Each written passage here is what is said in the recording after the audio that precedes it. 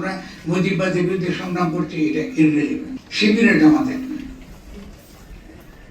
শিবিরের ছেলেরা তারা ৭১ সালে জন্মগ্রহণ করেন। যদি জিজ্ঞাসা করেন যে উনি মুজিববাদ কেন বলেছেন, এটা তার শেষ চেষ্টা ছিল শেখ মুজিবকে সুবোধে আনবে।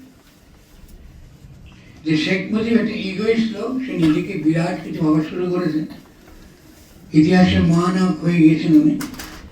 ফলে তাকে যদি আমরা আবার বাস্তবে ফিরে আনতে চাই, তাহলে তার ইগোটাকে তৃপ্তি দিয়ে যদি তাকে আমরা গণের পক্ষে রাখতে পারি, এই ছিল তার চেষ্টা। এটা একটা কৌশলগত স্লোগান মাত্র, এছাড়া মুজিববাদ বলে কোনো মুজিববাদ নাই, তত্ত্ব নাই। ওদের স্বপ্ন পূরণে পাশে থাকতে পেরে আমরা গর্বিত। আমরা মুজিববাদের বিরুদ্ধে সংগ্রাম করছি, এটা ইররিলেভেন্ট, এটা ক্ষতিকর, দরকার নেই।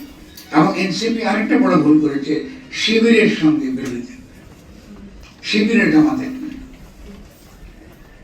শিবিরের ছেলেরা তারা ৭১ সালে জন্মগ্রহণ করেন।